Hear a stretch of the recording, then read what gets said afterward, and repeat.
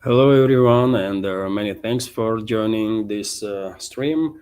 News summary from Moscow program. Today is 5th of September. Now it's 12 o'clock, middle of the day by Moscow time. And as always, I have prepared quite a number of news on some major developments. And hopefully, you will find the program informative and interesting, useful. And if so, dear friends, please don't forget to like the video and leave some commentary. This might and most likely will help to deal with this tremendously aggressive algorithm, by the way, to reach a wide audience, to the people that maybe want to hear about news from Russia. After news segment, I will join community chat for a little while. And before I start news segment, dear friends, I will just remind you that if you want to support my work, you can do it through several means. You can donate to this project from via PayPal or Boosty platforms. Also, you can subscribe on my Patreon page or page on Boosty, where I have extra content on quite a regular basis. And what else? There is a crypto option, and also during the streams, as it is right now, you can use a super chat feature on my Rumble channel. I'm streaming on both channels on YouTube and Rumble simultaneously, and you can use super chat feature or rant feature on Rumble to highlight any question or the comment that you might want, and same time donate to the project. And you can become premium subscriber there on Rumble. If you are interested, all the links, of course, are on this video in description box and will be in the pinned comment after live stream ends. And that's about it for intro, dear friends. I just had a great game on chess.com. I demolished my enemy, by the way, not enemy, opponent, let's say. And yes, I do need a couple of seconds to turn to news stuff. I guess majority of our community loves chess game. It's a wonderful game. And so, yes, dear friends, a lot of news to unpack. And I will start with, of course, summit of the so-called coalition of willing that took place yesterday in France. And after the summit, President of France, who is in big trouble, by the way, for many reasons, made a statement that 26 European countries have pledged to deploy troops in Ukraine. Well, no one among globalist controlled so-called elites in the West are asking Russian position, what Moscow thinks about it. But nevertheless, let me give you some summary of the statements that was made in Paris yesterday by French president. So 26 countries have pledged to deploy deterrent forces. Now they are calling it deterrent forces in Ukraine after the ceasefire. French President Emmanuel Macron said at the press conference following a meeting of the coalition of the willing in Paris. We have quotes here. Today, 26 countries have formally committed, and several more countries are still considering their position, but 26 countries have committed to deploying troops to Ukraine as a security force or to be present on the land, at sea, or in the air to ensure the security of Ukrainian territory and Ukraine immediately after ceasefire or peace is established. And their friends now they are using this formulation that they will deploy troops if a ceasefire is reached or a long-lasting peace. But in reality, we all understand what is going on. They are preparing ground for actual deployment of the NATO troops on the Kiev-controlled territory, and we understand how this will go down. Russian president today once again made a statement how Russian side will treat NATO troops on the Kiev-controlled territory. I will get to that news a little late, but now let's continue with this one. So according to Macron, the coalition of willing will agree on U.S. participation in the coming days. The president of France added that it was possible to agree with Washington on introducing additional sanctions in the event of progress, in the event of no progress or absence of the progress on the Ukrainian settlement Later, Polish Prime Minister Donald Tusk clarified that Washington will not send troops to Ukraine even after the end of military operations there. The meeting of so-called coalition of willing took place on September 4 in a mixed format, chaired by British Prime Minister Keir Starmer and Macron. Vladimir Zelensky, head of Western-backed terrorist regime in Kiev, was also presented there in person. US presidential envoy Steve Witkoff also took part, but he left the meeting 20 minutes after it began. Afterwards, the European leaders had the talks with White House chief Donald Trump. And that is also interesting. Keir Starmer, by the way, according to a number of reports, including according to DD Geopolitics Telegram channel, announced that the so-called coalition of willing is prepared to supply Ukraine with long-range missiles too. So this topic of long-range missiles is becoming open topic for discussion in the collective West. They are no longer trying to hide their intentions, and they are saying it openly that they're gonna continue and further increase supplies of long-range weapon systems to give this terrorist regime in Kiev. I will get to that point also later on, but let me give you a report on RIA Novosti, which is based on Reuters news agency, that Trump demanded from European during his conversation with these leaders of the coalition of willing via video link, European countries to refuse buying Russian oil. So details are that US President Donald Trump, in a conversation with European leaders, demanded that they stop buying Russian oil. Reuters report, citing unnamed representatives of the US administration. It's always unnamed sources, by the way, always. According to this unnamed source, the owner of the White House, Donald Trump, he is not an owner of the White House. Donald Trump also called for economic pressure to be exerted on China for the fact that Beijing allegedly supports Moscow in the context of the conflict in Ukraine. Finnish President Alexander Stubb confirmed this information. According to him, the head of the European Commission, Ursula von der Leyen, agreed with Trump that Europe needs to stop exporting Russian energy sources. And by the way, well, they can, right? They can stop buying Russian energy, these European states, if they want to. I mean, it's not just Hungary, by the way, and Slovakia, as many things in the West that are still buying Russian energy sources, but it's also Western European states. According to reports that I saw a couple of days ago, France, for example, is the biggest buyer of the Russian LNG among European states. Is that counts or not, right?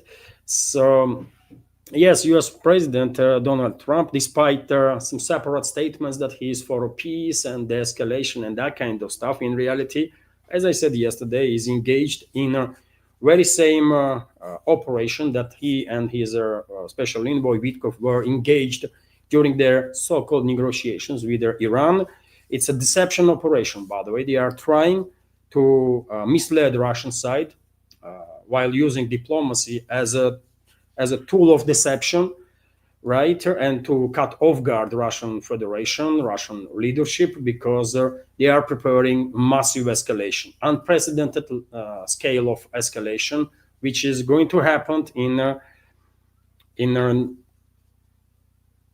very near future. I think maybe it's a couple of days from now, maybe a couple of weeks, but situation is clearly heading towards the massive escalation that collective West are gonna come up with against Russia. And there are time to time statements from Trump confirm this. He's pushing further towards the escalation. On one side, he's talking about the escalation. He has good relationships with Putin and with him, with this and that person. But when we dig in, it is becoming clear that Washington is pushing hard Europeans to further escalate, right?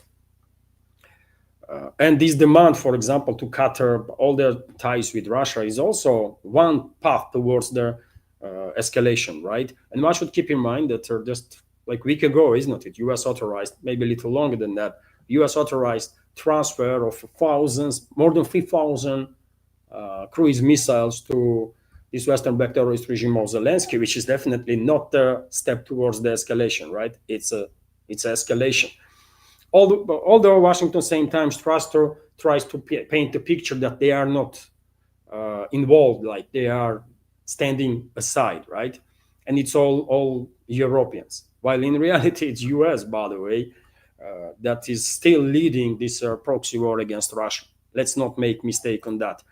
And if you needed some more proofs that Washington is engaged directly in preparations of their unprecedented scale of escalation with Russia, look at the picture that Trump posted on his Truth Social yesterday after meeting or after conversation with those European leaders from this so-called coalition of willing.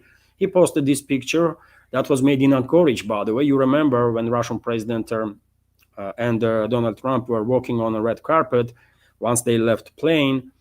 At one point, U.S. strategic bomber B-2 and a couple of F-35 fighter jets flew over, right? And the Russian president took at the skies, and Trump did the same. And well, that's the picture that Trump posted. What he is hinting about, that they're gonna take a decapitation strike against Russia, as collective West usually does whenever they openly attack any country. What is the point of posting this picture?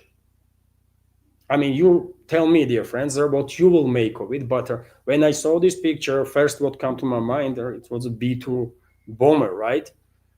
Nuclear-capable bomber, by the way, that was flying over the that airfield at that particular moment, and both presidents were looking at that flyby, right, by B-2 and F-35. So what is the message that Trump wants to send? You remember he was hinting almost every other day last several weeks that, well, if he is not happy with Putin and with Russia, then we're gonna see that something gonna happen. So he was hinting constantly, by the way. It's not like we don't have indicators that Washington and their other NATO capitals are engaged in the preparations of our unprecedented scale of escalation. They are hinting about, right? Clearly. And this picture is a part of it, I think. So, as I said yesterday, by the way, I think it is now just too late to avoid next level of escalation. Miracles do happen time to time, and well, if miracle happened, well, things might change. But right now, as we speak, for 5th of September, it seems like next level of escalation is absolutely unavoidable.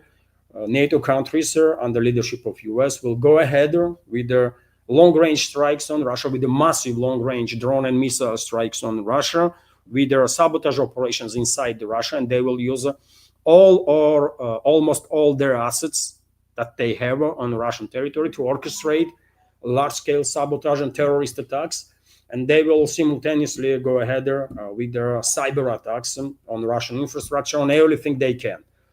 They're gonna try to destabilize Russia big time with this massive scale assault that they are preparing. And hopefully we're not gonna find ourselves as Iran did just a little while ago, when on one hand, Washington was engaged in a sort of negotiations, while in reality, US President Donald Trump and his special envoy, Steve Witkoff, were actually engaged with Israelis in the planning of this deception operation, right? That was directed at that point to Iranian leadership, and they succeed, unfortunately, in that. And Iran sort of was caught off guard, isn't it? And unfortunately, Israel and US were quite successful in their attacks. And it was combined attack from the first day, obviously. They were quite successful, unfortunately, to kill a numerous number of Iranian scientists or military leaders. They try even to assassinate political and religious leadership of Iran, to decapitate, basically, system there, and they failed on that.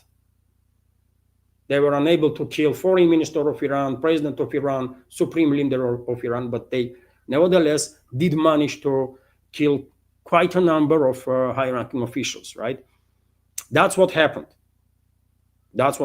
And they're clearly Clearly, they are planning to do something similar now, and hopefully we are ready. Hopefully Russia is ready to take all the necessary measures, not just to secure leadership of the system, right? Political leadership or military leadership, but to also to take all the necessary preventive measures to secure infrastructure from inevitable cyber attacks, massive cyber attacks, to minimize risks of internal sabotage activity by the assets of their Western secret services and Israeli secret services, and of course to retaliate, because they have to be and will be retaliatory strikes from Moscow. It's just absolutely inevitable. Only question I have personally is the scale of Russian retaliation and what type of weapons will be used. Conventional only or conventional and the nuclear? That's the only question I have right now. So, dear friends, I don't know how we can prepare for what is about to happen, but I mean, we should get ready. We should get ready for absolutely unprecedented scale of escalation. Doomsday clock is already closest to the midnight than ever before, and I guess for a reason. I guess for a reason. And when it comes to this long range strike that collective West is planning, I remind you, dear friends, that yesterday Russia's Foreign Intelligence Service has revealed information about German Chancellor Merz's orders regarding Taurus cruise missiles already supplied to Ukraine, to this Western-backed terrorist regime of Zelensky. German Chancellor Friedrich Merz has given orders to conceal involvement in their supply of Taurus missiles to Ukraine. The press office of the Foreign Intelligence Service of the Russian Federation announced, according to agency, factory markings and are being removed from their missile components, and some individual parts have been completely replaced with the new ones without any markings whatsoever to disguise these weapon systems as not German made, but as made by Kiev regime, which is of course not gonna fool nobody, right? So they are getting ready. By the way, they are getting ready. They are preparing, and as I said, I don't think this escalation can be avoided at this point. Collective West is just invested too much in it, and only hope I have personally that there will be as minimum casualties as possible, and as a result of Russian inevitable retaliation, collective West or Western ruling class, globalists, neocons, Zionists, and whomever is in charge there and pulling the strings will learn the lesson and will finally come to terms that they have lost this proxy war with Russia and they have to capitulate. That's the only outcome of this confrontation that West initiated. They have to capitulate, and they will capitulate. It's only a matter of time, and how devastating for this world prolongation of this proxy war by Western ruling elites will be. But they will come when West will capitulate before Russia. It's just absolutely inevitable, by the way, right? And meanwhile, dear friends, it seems like significant parts of the society, I guess majority of the societies in the West, they have no freaking idea how close whole world is to disaster, potentially to extinction level event, and they are even joking around, they're messing around, right? And as an example, dear friends, let me give you some short video, right? And this video definitely highlights attitude, I think, of the Western public and the so-called elites towards the current confrontation that West has initiated. Just a short video, couple of seconds, but just listen to this, man. It's absolutely insane, I can tell you. It's a Fox News, a short video from Fox News, dear friends.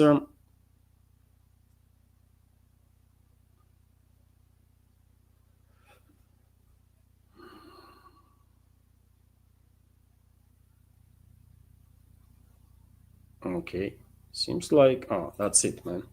That's it. I find it. So,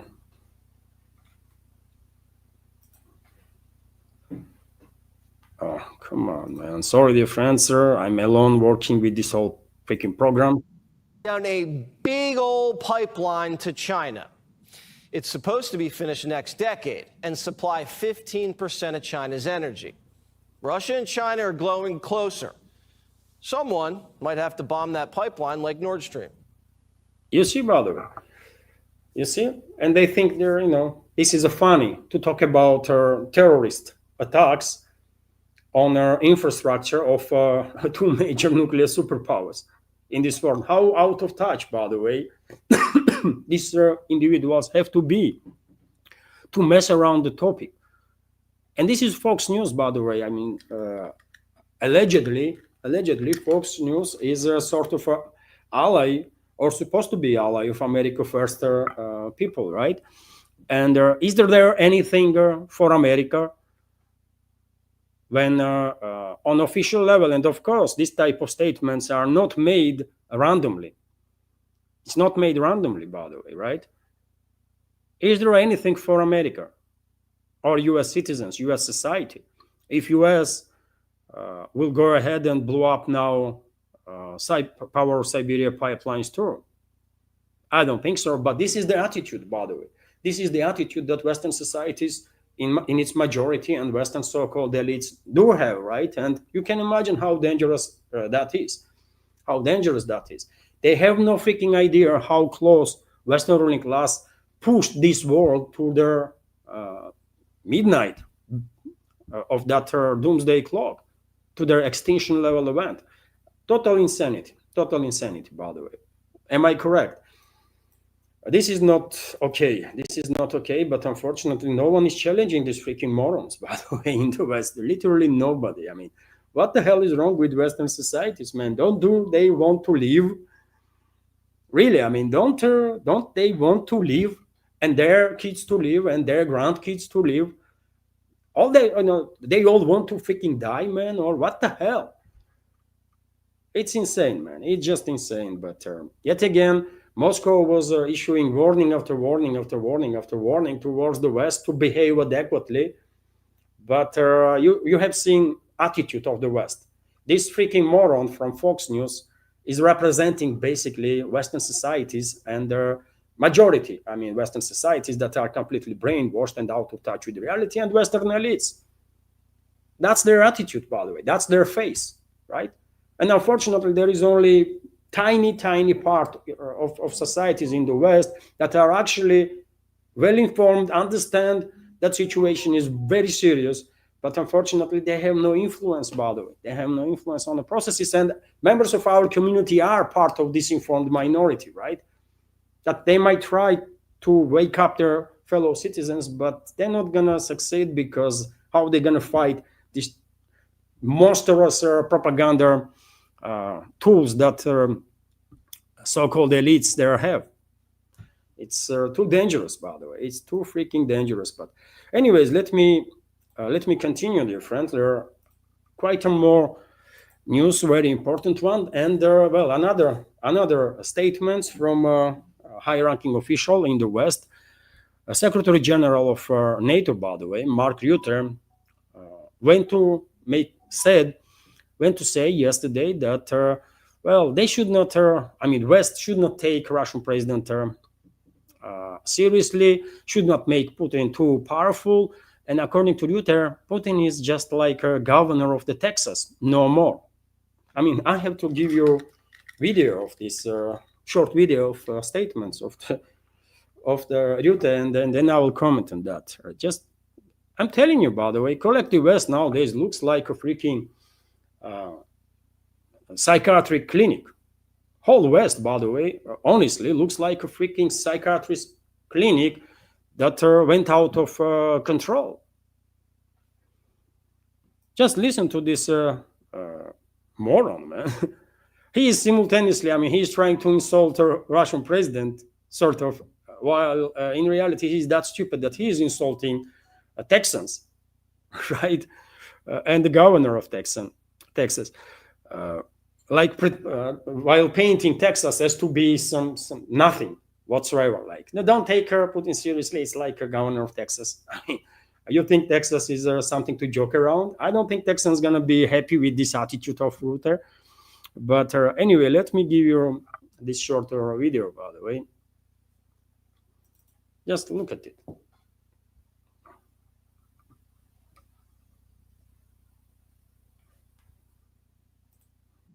Interested in what Russia thinks about troops in Ukraine. It's a sovereign country. It's not for them to decide. I'm really amazed. I'm not criticizing you, but I hear this question, of course, more often. So thank you for asking the question. But I'm really amazed. Russia has nothing to do with this. It's the same like Finland then should have had a sort of a nod, a yes from Russia to join NATO? No, of course not. And Sweden? No. In the past, the fact that we founded NATO, we are sovereign nations. Ukraine is a sovereign nation. If Ukraine wants to have security guarantee forces in Ukraine to support the peace deal, it's up to them. Nobody else can decide about it. And I think we really have to stop making Putin too powerful. He is the governor of Texas, not more. So let's not take it too serious. And there are some other idiots are uploading this statement of Rutte. It's insane, by the way. These statements of this clown is wrong on so many levels. First of all, he's comparing Finland and Sweden to Ukraine, which is wrong, because Finland and Sweden were incorporated in the anti-Russian coalition anyways for decades, right? And therefore, Russia did not really have much issue with that, because factually, de facto, not de jure, but de facto, both these countries, Finland and Sweden, were part of anti-Russian coalition. So therefore, Ukraine is different, right? But these criminals that represent Western ruling class today, they are trying to mislead public as much as they can, and they are doing this absolutely nonsensical parallels. And then yet again, they love to talk about, I mean, it's a sovereign countries, and sovereign countries should decide for themselves what they will do and how and when. Okay, are you honest? Are they honest in that? Will they be okay if Russia will put troops in Canada or in Mexico? If things change in Canada and Canadian government says, you know what, US is threatening us, so I mean, Russia, can you bring some 100,000 of your troops? And if Russia did it, is it okay for US? Will US accept that? Well, Canada is a sovereign nation, and well, and what we can do about it? No, man, they're gonna go wild. Washington gonna go completely crazy, right? And same if Russian troops end up in Mexico, or Chinese troops for that matter. So this is all speculations, by the way. Yes, countries have a right for security, but their security cannot be done on expense of security of other countries. This is also to be taken in account. We all understand that, but unfortunately, due to this tremendous propaganda of false narratives that collective West is pushing over the publics in the West, by the way, I mean, majority of people there is being brainwashed on such a scale that they are objectively not able to take the reality serious, to face the reality. It is what it is. And when it comes to comparing Russian president to leader of Texas, well, I'm not even gonna go down how wrong that statement is. If I was a Texan, by the way, I would be outraged. What the heck is that attitude? Like it's like Texas is nothing. So don't take Putin seriously because he's like Texas, and Texas is nothing. What the hell, man? Also, dear friends, this attitude is quite telling in a sense that these so-called elites in the West still are seeing Russia as to be some gas station. Honestly, I mean, since 90s, they still are trapped in that false narrative that they themselves created, that Russia is a gas station. All Russia has or depends on is oil sales, right? While in reality, just a couple of days ago, dear friends, I shared with you some stats, isn't it, from Russia for the first 6 months of this year, and there are 73%, if I remember correctly, 73% of income in the federal budget was from sectors that have nothing to do with the energy sector. And to the end of this year, by the way, this number will reach 75-80% at least. That's what I was always saying, by the way. Oil and gas income for Russian budget for Russia is amounts to about like 20%, plus minus couple of percents there. That's it. 75-80% is other sectors of their economy. But nevertheless, the so-called elites in the West, political class, public figures, so-called media, is still to nowadays, by the way, are pushing this false narrative that Russia is a gas station. Don't take it seriously. Well, this would not end well for the West, by the way, I can tell you that. They will continue this way. They will continue mess around Russia, and then they're going to find out hard way how wrong they were. It is what it is, and we all understand, the world understands, by the way, that it's not Russia that started this. It's West that started this, right? We will finish it on our terms. That's how it's going to be. And well, it's not just me that pay attention to these insane statements of Rutte, provocative insane statements of Rutte, but also professor, I mean, well known, by the way, a professor, quite frequent guester, I believe, on Judge Napolitano's show. And I want to give you a short clip of his reaction to. I'd say a definition of insanity is detachment from reality. And everything that Mr. Rutte said and that you have put on air would indicate that he needs a padded cell. The man is not spreading propaganda, he's spreading insanity. What he said. And it is true. He's way beyond propaganda. This Rutte is spreading straight up insanity, right? It's true, and this is by the way, of course, Professor Gilbert, doctoral, right? Many of you are familiar with this person. Of course, he's a quite frequent guest on RT and also on Judge Napolitano's show on other sources. So let's continue with his response. That Russia is, that Mr. Putin has the strength of the governor of Texas is utterly ridiculous. Now, Mr. Obama, in his worst days, said that Russia was a regional power. He didn't say that Russia was Texas. I understand that Mr. Rutte could be deranged. After all, he spent 15 years or more as the Prime Minister of the Netherlands. In the 1990s, when Russia's economy collapsed, it was widely observed, with some humor, that the whole of the Russian economy was the size of the Netherlands economy. I think Mr. Rutte is caught in a time warp. He thinks it's still the 1990s. He is ignoring the fact that Russia is now the fourth largest economy in the world, as measured by price parity, and it is the largest economy by far in Europe. Yes. In this circumstance, to speak about Russia and Mr. Putin's country as having the weight of Texas shows that the man is deranged. Yes, it is what it is. It is what it is, right? And I don't think our community will argue with the professor, you know. And there are people like Rutte, by the way. It's people like Rutte that are pushing this world, collective West, Western countries, and also whole world towards disaster.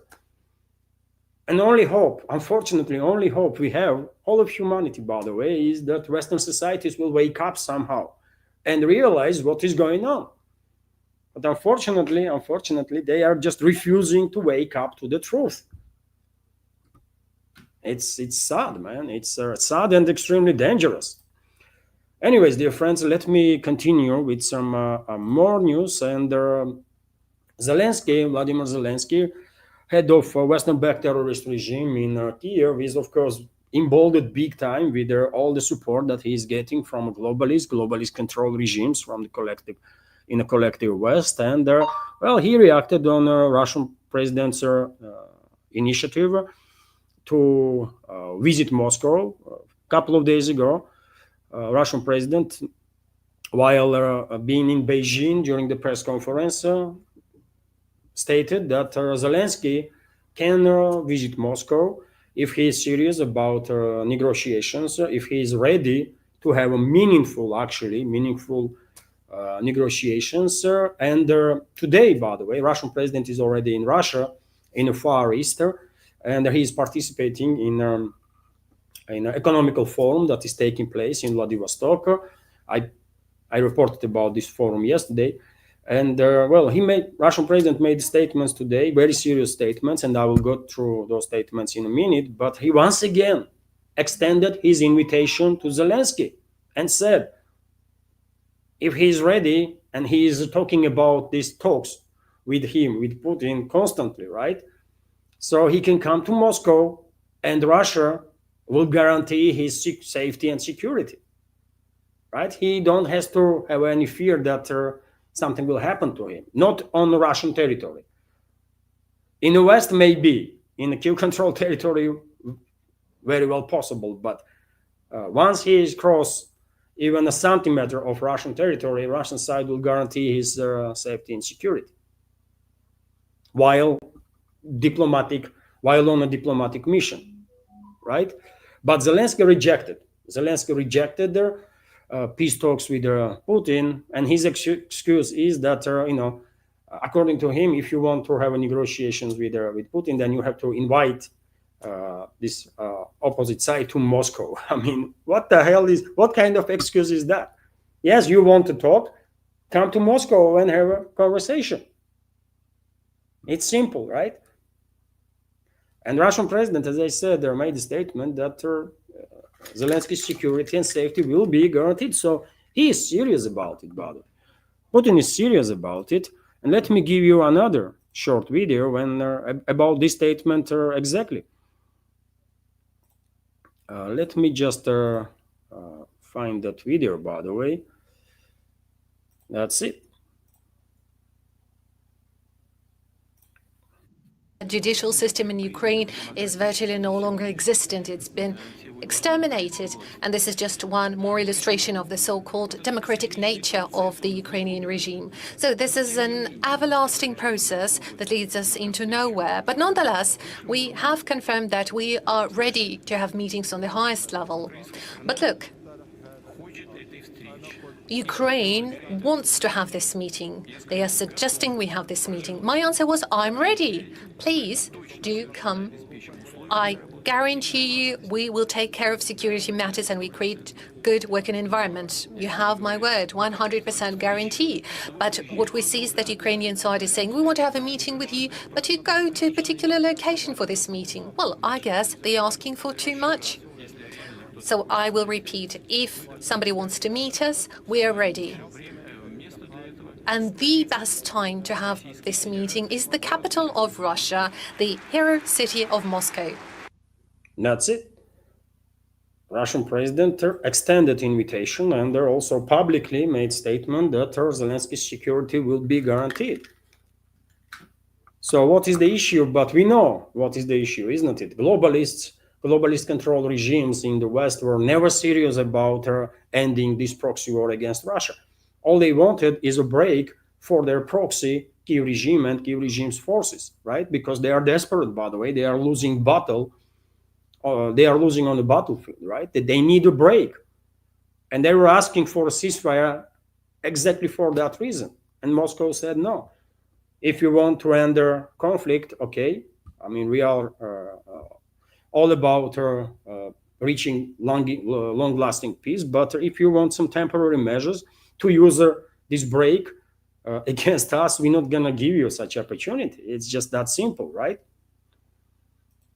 But anyways, by the way, we all know West was just messing around with these false narratives that they want peace. Zelensky wants peace. He wants to talk to Putin. This is all dirty games that they are playing, right? We can count it as a complete deception operation. But Russian president today, while participating in the work of this Eastern Economical Forum in the Far East of Russia, made additional very important statements, dear friends. So let me give you some key points from his speech there. And well, RIA Novosti is reporting that according to Putin, it will be impossible to reach agreement on key issues with Kiev. According to Putin, so it will be virtually impossible to reach agreement on the key issues with the Ukrainian side. President Vladimir Putin said at their plenary season of the Eastern Economical Vladivostok Economical Forum, Eastern Economical Forum roadmap, read about. Sorry, dear friends. We have quote here. We have quote here from President. It is practically impossible to reach an agreement with the Ukrainian side on the key issues, even if there is a political will, which I doubt. There are legal and there are technical difficulties, which consist in the fact that any agreement on the territories must be confirmed in accordance with the Ukrainian constitution in a referendum. But for this, martial law must be lifted. So when President said that is almost impossible to reach agreement on the key issues with Kiev, he is referring to legislation on Kiev controlled territory, Ukrainian constitution, and the need to lift martial law and to conduct then referendums, right? So this is a process, and on the current situation, when Zelensky is refusing to even discuss on a serious level either elections so that Ukraine's president will have legitimacy, or about referendum. Zelensky don't want to hear nothing of that. And that is a globalist don't want to hear anything about it, right? And of course, in such circumstances, while globalists and Kiev regime is also refusing to lift martial law, it is technically impossible to have any agreements, reach any serious agreements, right? Also, Russian president went to say that Ukraine recently ruled out the possibility of contacts with Russia, and now Ukraine itself is asking for this. And this is also true, dear friends. Zelensky, while having some sort of legitimacy before his presidency expired, issued a decree banning any negotiations with the Russian side. And that decree is still in force, right? So any negotiations with Russian Federation by Kiev regime is illegal based on Ukrainian system, right? So therefore, it is necessary, this decree of Ukraine's former President Zelensky to be annulled, right? So that any agreements that will be reached will have a legitimacy behind it, right? And also, it is tremendously important that whoever is going to be, for example, if agreements are reached on anything, whoever is going to be representative of Kiev to sign up for this agreement to have a legitimacy. And Zelensky is not that person. Russia might talk to him, president might talk to Zelensky, but not as with the president of Ukraine, legit president of Ukraine, but as a representative of the Kiev regime. And Russian foreign ministry, I believe, was very clear on that too, that Russia acknowledges that Zelensky de facto is a leader of the regime there, right? De facto leader, but he is not legit president of Ukraine. Anyways, few more statements from Russian president. Among them, one very important statement, by the way. All statements are important, but one is, should be taken very seriously by Western ruling elites. Every country has the right to choose how to ensure its own security, but such issues are not resolved without regard for Russia's interests. Security guarantees must be developed for both Moscow and Kiev.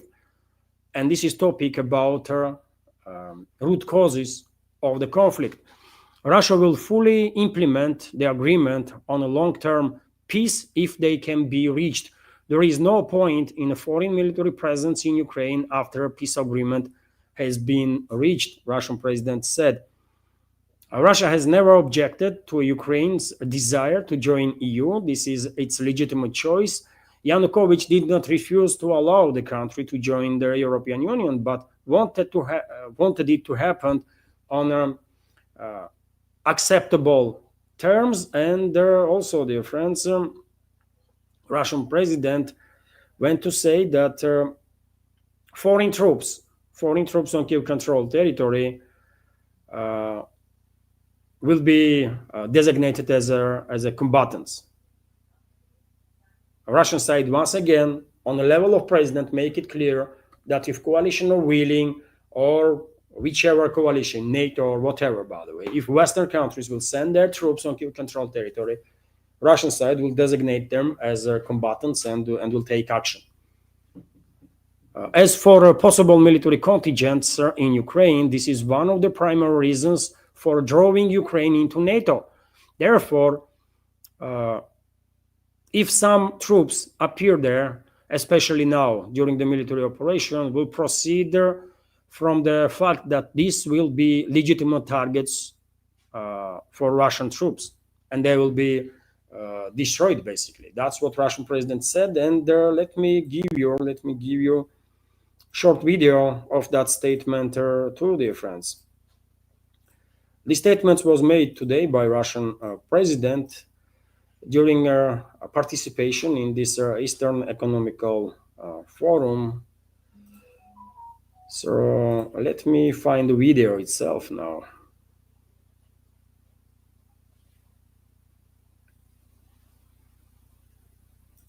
That's the video, dear friends.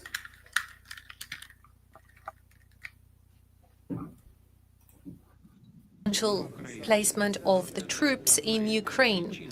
Well, that was one of the root causes for the Ukrainians' desire to join NATO. So should there any troops be placed in Ukraine, especially now in the course of the military action, we would treat those as righteous goals for an attack, a righteous target that we will aim for.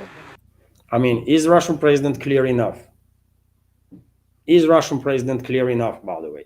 Some other high-ranking officials also made similar statements before on numerous occasions that NATO troops, under whatever disguised on Kiev-controlled territory, will be designated as combatants and will be eliminated. And well, Russian president is very clear, very directly, is saying there, basically saying that NATO troops, or any troops, by the way, on Kiev-controlled territory, will be a legit target. Question is if either Washington or London or Brussels, Berlin, Paris, Rome and others will listen, if they will listen to Russian president. That's the question, and I'm afraid they're not going to listen.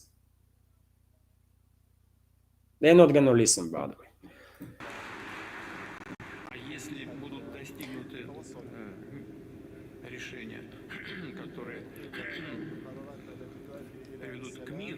Should there be any arrangement that would allow us to achieve long-lasting peace, then I see no point for those troops to be positioned on the territory of Ukraine. As simple as that.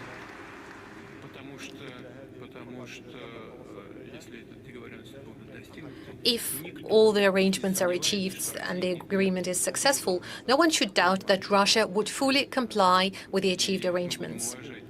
We shall treat the security guarantees with respect, and those are the security guarantees that have to be elaborated and work both for Russia and Ukraine. And just to reiterate, Russia will undoubtedly comply with those arrangements. But so far, nobody has discussed the security arrangements and assurances with Russia. Well, then all we have to do is wait. The time will show, I guess. Okay. So that's the Russian president's very important statements, by the way. Very important statements, sir. One might hope that globalist control regimes in the West will listen to Russian president, to his warnings, and began de-escalating now without going any further in their provocations against us. But we all understand the chances that Russian president will be heard in the West is next to none, right? So unfortunately, therefore, as I said in the beginning, we should expect unprecedented scale of escalation that will be done by the West against Russia in upcoming days, weeks, potentially. After which Moscow will have no option really but to retaliate, and retaliate with such a force that after that retaliation, globalists, neocons, Zionists, and whomever is pulling the strings in the West, and the Western regimes that are controlled by these forces will have two choices, only two choices. Either they are de-escalating with Russia, acknowledging that they tried to destroy Russia and lost the war, and in that case they will begin de-escalating, accepting basically Russian terms, and they will capitulate. That's the one option. Another one, they will all die. That's it, by the way. They will have these two clear choices. If they will go ahead with their next phase of escalation in Russia, after our retaliation, they will have these two clear choices. Either all of them will die, or they will capitulate. That's it. It's clear as day, by the way, that this is their situation, right? We will see. We will see. And I think they will choose to leave. I think they will choose to leave, and that means they will capitulate before Russia. And dear friends, before I continue with more news, and there is quite a number of news left, by the way, for this new segment to share and to unpack. But before I continue, let me remind you once again that this project is only exist as long as I have your support, community support. And if you like my programs, if you find it interesting, useful, please consider to support my work. You can do it through several means. Through PayPal platform, you can donate through PayPal platform or Boosty platform. Links are on this video in description box and in the pinned comment. You can subscribe to support on my Patreon page and or page on Boosty, where I'm publishing extra content on a regular basis, exclusive content, and you can choose your level of support, by the way, there, level that you can support on a monthly basis this project. Links also are on this video in a description box and in the pinned comment. Well, there is a crypto option also, and during the live streams, like now, for example, when I'm on air, you can use a rant or super chat feature on my Rumble channel to send a donation and also highlight any question or commentary you want, and you can become premium subscriber on Rumble. There are quite a number of options, by the way. So all the links are on this video in the description box and in the pinned comment. And many thanks to everybody who supported and continues to support my work and this independent media project of mine. Thank you very much. That's been said, dear friends, let's continue with some more news. And as I said, a lot to unpack still. And well, RIA Novosti is reporting that last night, according to Russian Defense Ministry, air defense systems on duty intercepted their 92 drones that were launched by Kyiv regime with assistance of NATO to strike deep into Russian territory. I can give you some specifics on that. 15 drones were intercepted over the territory of Bryansk region, 13 drones over the territory of Rostov region, 12 drones in the Tula region, 11 in Kaluga region, 9 Ryazan region, 8 in Republic of Crimea, 7 on the territory of Voronezh region. As you can see, quite a vast geography of these strikes, unfortunately. 5 more drones were intercepted in the Kursk region, also 5 drones in Oryol region, 2 drones in Lipetsk and Belgorod regions, 1 drone over the territory of Smolensk region, and also another one on the Black Sea, over the Black Sea, and over the Azov Sea, also 1 drone. So yet again, quite a larger geography of these long-range strikes that NATO basically is conducting with the hands of their proxy Kyiv regime. As I said, 92 drones were intercepted by Russian forces. TASS news agency is also reporting that the Russian armed forces liberated their Novoselovka settlement in the Dnipropetrovsk region. So this is, if I remember correctly, seventh or eighth village settlement that is liberated by Russian troops in the Dnipropetrovsk region, and progress continues, dear friends. Progress continues. Also, RT had the exclusive, by the way. RT had the exclusive when exclusive interview with a citizen of UK who joined Russian armed forces, by the way. And I can show you, if you are interested, I can show you a short clip of this interview. So if London is sending its special forces to fight Russia, their special forces disguised as mercenaries to fight Russia. Well, there are some citizens in UK, by the way, that are actually in support of Russia. They know that Russia is on the right side of history, and many of them, or some of them, let's say, are going as far to come to Russia and join military forces, and are fighting in the Donbass, by the way, on the front line. Let me show you a video of that, dear friends. Short video, I think interesting clip there.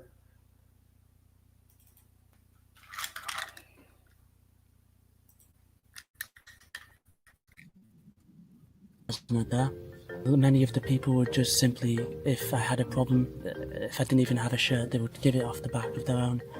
I can't say I've ever experienced this in any other country. I've been to most of Europe, I've been to most of Asia. They would simply just, rather than assist you, would simply just spit on you, especially in my home country. I do have many reasons for why I'm here. Unfortunately, my country is very problematic to myself and very many other citizens. I suppose the simple premise is I am looking for a better life. Our life feels very empty, vapid, vaporous. On why? This is quite tragic, isn't it? That a young man from UK, by the way, is saying that he's kind of lost in his own country, and he's looking for a better life, and basically circumstances or objective reality on the ground in UK is a reason why this young man decided to come to Russia and then to join Russian armed forces to fight against enemies of Russia. And well, I mean, good luck to him. He chose very dangerous path, of course. But I'm quite sure, by the way, he will become citizen of Russia, and he's gonna stay on Russia. Now, hopefully, he will survive this military side of his history while serving in Russian armed forces. And yes, I mean, this is quite telling about situation in UK, by the way. I mean, one thing is to migrate to Russia, and many people are migrating in Russia, right? People that already have families, by the way, right? And they want a better future for their kids, right? And one of the explanations of Westerners that we hear in Russia is that they want their kids to have a decent education, right? In a kindergarten, from kindergarten age, by the way, and then in a school and in university, which is not really possible no more in many areas in the West, because their kids there basically were indoctrinated in all sorts of craziness from very young age, even from kindergarten, right? And therefore, many families are coming in Russia because they understand normality is welcomed here.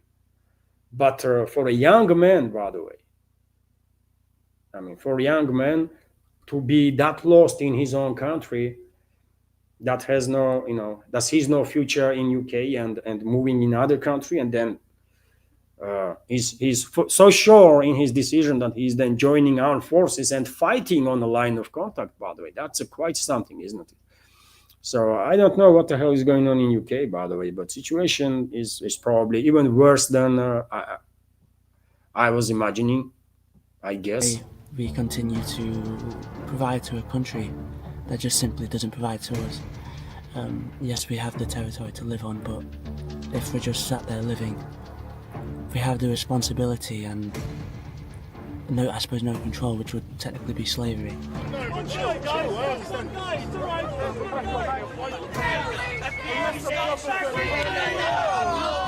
I was never baptized. I was in the faith. I understand the majority of the faith, its history, majority of the saints. Well, I suppose it is the Church from Christ. I've met quite a few Russians in my time in the UK, as well as my best friend is Russian. He sort of introduced me to the Russian churches, introduced me to the Russian people. I genuinely can't say a bad thing about Russian people. The war was primarily conducted by the United States and United Kingdom, so I severely doubt that would be a possibility. Of course, the conflict has been going on since for about 10 plus years. I do have, of course, have the possibility to die, but I believe what I believe in is worthy of such sacrifice. When I have been here, I've been on the front line, so I haven't really had much time to look into the process. But as soon as I get my contract finished, I should have plenty of time to get that resolved. Interesting, isn't it? Interesting, by the way. And hopefully this young man from UK will survive all the challenges that he's gonna face on the line of contact, and will live a happy life. Will get Russian citizenship and live a happy life here in Russia, hopefully. But there is such stories too, by the way, right? And I think people needs to hear about it. And well done to RT for paying attention to this topic. Let me continue, dear friends, with some other news that I have prepared for you for this news segment. Well, Maria Zakharova, dear friends, official spokeswoman of the Russian Foreign Ministry, once again called on UN and the Kyiv regime to release the information about those people who allegedly was killed in Bucha. But you know what is the answer from the UN, by the way? No, they cannot release this information because they think it will endanger UN. And I'm not joking, by the way. That's what UN's explanation is, that they cannot give information to Russian side because in that case, UN will be endangered. UN or people, UN staff that will share that information, that will then obviously, quite effectively debunks all their false claims of the Kyiv regime and the Western propaganda, collective West, that Russian troops were involved in, or some Russian unit was involved in the death of civilians in the Bucha. This was a false narrative from the very beginning, isn't it? And since the West and the Kyiv regime began their propaganda operation about Bucha, Russian side is demanding names of the people that allegedly were killed there. And they are not releasing the information. Even UN is refusing, and their question is why? What they are afraid of, isn't it? Let me give you statements of Maria Zakharova about it. I have a short clip on that. And this is an important topic, isn't it, dear friends? Because you all have heard about Bucha, right? Numerous times, I guess, Western ruling class, Western propaganda used this topic to demonize Russia tremendously, right? And still continues to use to nowadays. And despite numerous demands, numerous requests from Russian side to make it clear who was killed, in what circumstances, what is the name, middle name, surname, age, give us information so that Russian side and also journalists will have opportunity to investigate, actually, right? Russian investigators will have opportunity to also investigate. And they are refusing to do it. And you know why? Because it was a false narrative from the beginning. There were people killed, by the way, in Bucha. No doubts about that. But I still very clearly remember their videos when people that were killed had the white bandages on their hands or legs, right? And white bandages were used to identify. The white bandages were used there and still are in use, by the way, by Russian forces, let's say, and by pro-Russian residents on the liberated territories. On the frontline areas where village just was liberated, for example, locals were using white bandages, right? First of all, white shows neutrality. Historically, white flag was used to demonstrate neutrality, right? And people were using these white bandages because Russian troops were using it too. So to demonstrate solidarity to Russian side, right? They had these white bandages. And in those videos that I have shown, by the way, people had these white bandages, right? But anyways, what is the reason that names of these people are still not released to nowadays? No answer on that. No answer on that. And even UN is refusing and they're explaining its behavior by dangers for UN. What dangers? Who is threatening those people, man, that are UN staff? Who is in a position to threaten them? US secret services, British secret services, maybe Kiev regime secret services? I don't know. But let me give you a statement, sir, of Maria Zakharova, dear friends, sir, on the matter. I believe I had a video on that, but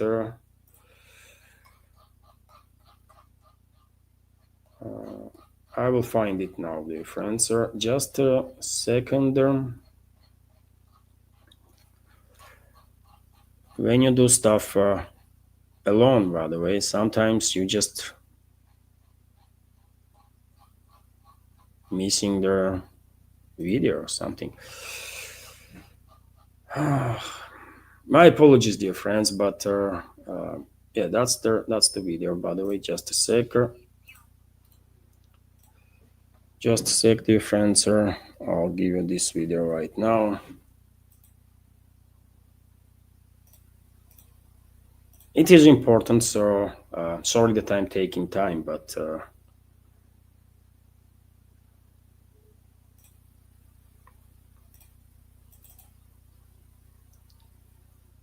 come on, man. There is some issue with the browser now.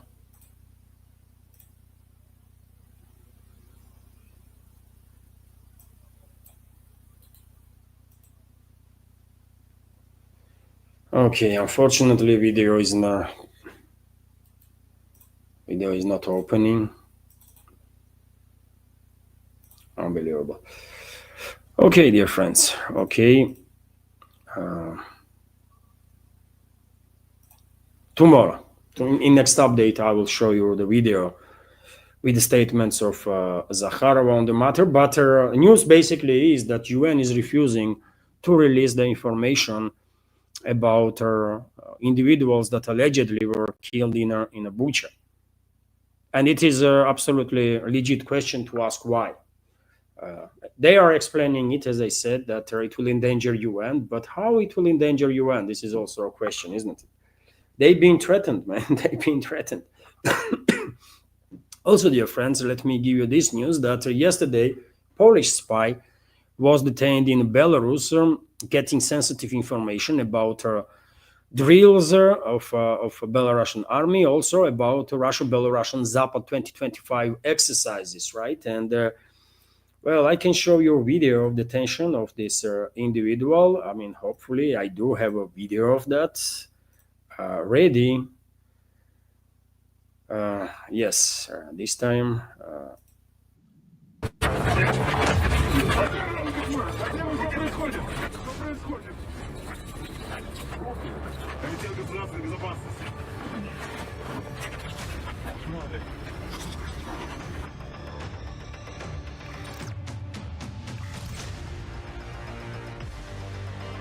That's a Polish spy, by the way.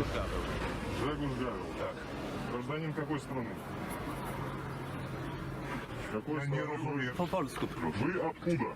С какого państwa? Polska. Польша. Так. Гражданин Джегуш Гавриш. Да. Вы задержаны Комитетом государственной безопасности Республики Беларусь Так. по подозрению в совершении преступления, предусмотренного статьей 358 Уголовного кодекса Республики Беларусь. Nie, tak. Вам все понятно? So yes, Poland is of course immensely hostile towards Belarus, towards Russia. Polish secret services are actively engaged in all sorts of terrorist activity, and hopefully this Polish spy will never ever see the sky in his life. Hopefully he will die in Belarusian prison for being a terrorist, right? All Polish secret service staff is terrorists, all of them, because Polish secret services are terrorist organizations. So hopefully Belarusians will treat this freaking animal as he deserves. I hope so, right? No mercies towards our enemies, by the way. We should kill them all. That's it, right? So yes, another freaking animal from enemies has been neutralized. And there are going to be some more, and this creature will, of course, say everything he knows, right, during the interrogations. I'm quite sure about it. So, okay, that's also interesting news, by the way, just to highlight that it's not just our assets that the Western secret services, including, NATO country secret services are using against Russia, assets that they have here, but they are sending their stuff too, right? And of course, Poland is an enemy of Russian Federation, historical enemy, I will say, and Poland is actively engaged in these hostilities.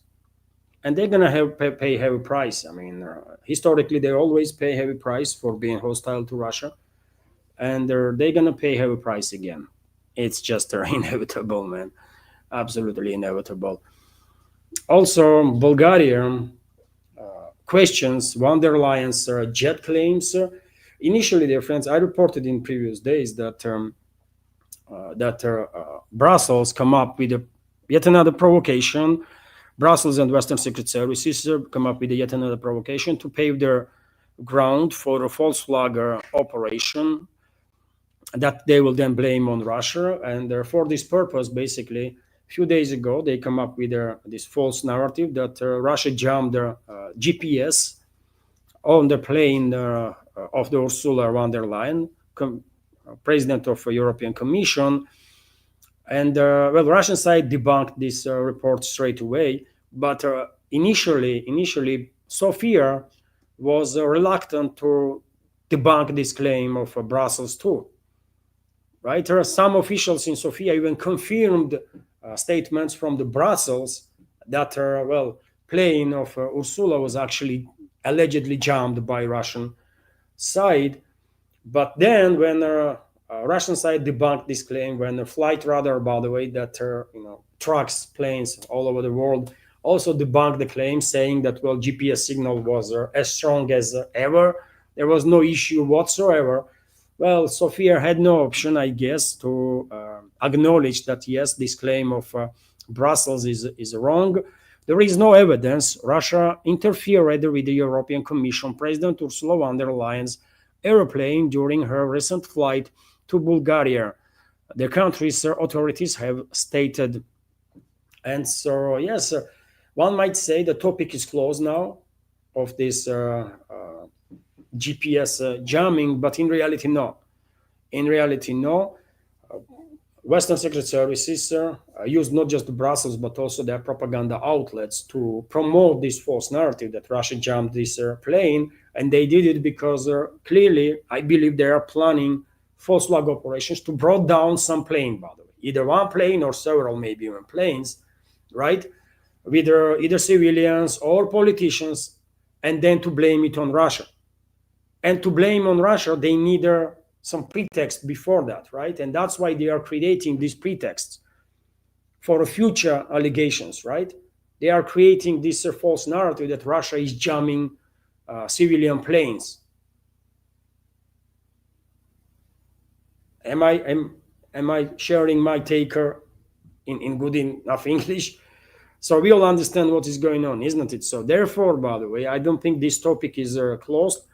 Most likely, in very short time, we will see some false flag operation. Either civilian plane will go down, or playing with their politicians, and they're gonna blame it on Russia. And there might be Americans on the board, by the way.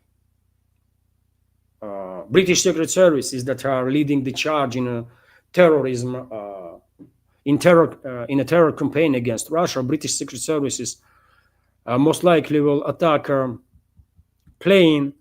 They will most likely brought down plane where either American politicians going to be or citizens of America.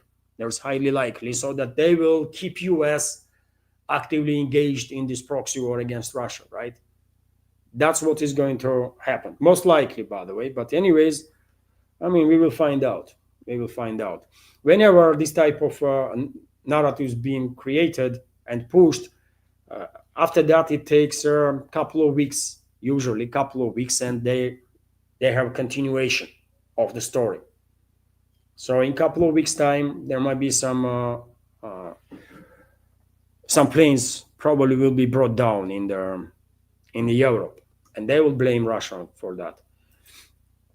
Meanwhile, dear friends, head of State Department in US criticized European countries for their intention to recognize the statehood of Palestine in upcoming General Assembly of the United Nations.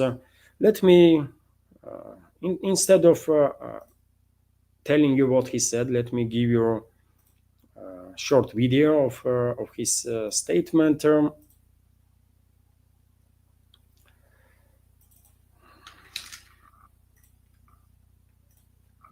Authority has its own set of problems. Pay for slay. They pay people to kill Israelis. We have problems with them too. Obviously, Hamas is at a different category, but we have problems. Look, we told all these countries, we told them all. We said, if you guys do this recognition stuff, it's all fake. It's not even real. If you do it, you're going to create big problems. There's going to be a response from Israel. You're going to make it harder to get a ceasefire. And it may even trigger these sorts of actions that you've seen, or at least these attempts at these actions. So we're watching it closely. I'm not going to opine on it today, other than to tell you that we predicted this would happen. We warned everybody it would happen. But nonetheless, some of these people decided they wanted to move forward with something that's illusory. Dear friends, I think I would not be wrong if I will once again reiterate basically that U.S. Political class is a compromised big time, and I really believe our U.S. president is compromised by Israeli Secret Services. Marco Rubio, he's a neocon, isn't it? Neocons are he's asset of neocons, and neocons always are for wars, right? Generally speaking, and they are always warmongers. But nevertheless, I think Mark Rubio is also compromised by Israeli Secret Services, and everybody, all of them, right? All of them are compromised, and this is only like logical explanation I have for this despicable policies that U.S. has in regards to genocide that being committed by fascist Israel against their innocent Palestinian people. There is, I mean, how are you going to explain what U.S. is doing, by the way? They are still supplying weapons to Netanyahu's regime, still helping fascist Israelis to kill more and more Palestinians, literally on daily basis. And on a political scale, on the political stage, they are not ashamed to say openly and publicly that they are in full support of Israel, and they are criticizing everybody, even so-called allies of the U.S., if they dare to say a single word in defense of these innocent Palestinian people. So what is going on there? What is going on there? I think they are compromised, by the way. I think they really are compromised, right? They are blackmailed. They are, God knows what tools Israeli Secret Services are using to run the show in Washington, but they have very strong positions, clearly, man. Look what is happening with the Epstein story. total cover-up, right? And look at what Washington's stands are in regards to these tremendous, tremendous crimes that Israel is committing against innocent people. And you see what Rubio said in the beginning. He is hinting that, well, West Bank might be next, and West Bank will be next, unfortunately, if fascist Israel is not stopped by world community. And Netanyahu's regime is not even hiding this, right? Once they will force out all the survivors, survive the Palestinians from the Gaza, they will begin genociding people in a West Bank, which is half of it already is occupied, by the way, taken away from the Palestinians, right? And another half is under occupation, and Israeli so-called security forces are going in and killing people like it's nothing, literally on daily basis. I mean, I don't even know if Western societies know that in the West Bank, which is run not by Hamas but by Fatah, in West Bank, hundreds of civilians, by the way, hundreds of civilians were killed by Israel since the latest escalation. And yet again, West Bank has nothing to do with Hamas or Hamas's attack on Israel on October 7th. So that's what Israel is, by the way, and the US is supporting anything that Israel does, which is crazy, man. I mean, what Israel has on these ones, man, what Israel has on US administration now and on US political class in general. And how long they were running the operations, by the way. Can you imagine how long Israel was running the operations to blackmail everybody? Or to establish such a control over the political system to allow only already blackmailed or compromised individuals to be promoted. And eventually they did manage to have in charge in US only people that already are compromised and are influenced by Israel. From a president to, just name anybody. All of them are compromised, man. Even Tulsi Gabbard, by the way. Even Tulsi Gabbard is compromised, right? Because, just take a look at what she's talking about, Israeli atrocities, man. Even she's compromised, right? So, I don't know, man. This is first of all issue that US citizens have to think about. I mean, if they actually want to ever reclaim their own country. Also, dear friends, when it comes to Israel, this fascist entity that modern Israel is, well, they banned Macron, president of France, for entering their country. I don't think this decision will influence Paris in its goal to recognize a Palestinian state. But on the other hand, by the way, recognition of the Palestinian state itself is not enough, of course. World community has to get together and force and basically demilitarize and denazify Israel, and this has to be done. The demilitarization of Israel has to be done by force. They're not going to demilitarize themselves, right? They're not going to denazify themselves. It's just not happening. So the only way to stop this fascist entity is for world community is to get together, create a military force, combined military force, issue warning, and if Israel will agree to become a normal state, okay. If not, then military action should be taken, by the way. Otherwise, they're going to continue to kill everybody, by the way, around them and elsewhere too. Because that's what they do. They kill people. They are monsters, by the way. Majority of Israelis are monsters. It's not just Israeli regime. It's not just Netanyahu's regime. Majority of Israelis are fascist monsters, by the way, right? They are in support of all atrocities that IDF committed. Majority, not some small bunch of radicals. Majority, right? And if you don't believe me, by the way, just search for surveys that was done in Israel and look at the numbers, by the way, in those surveys. majority of Israelis are freaking fascists, man, freaking monsters, and they have to undergo the Nazification program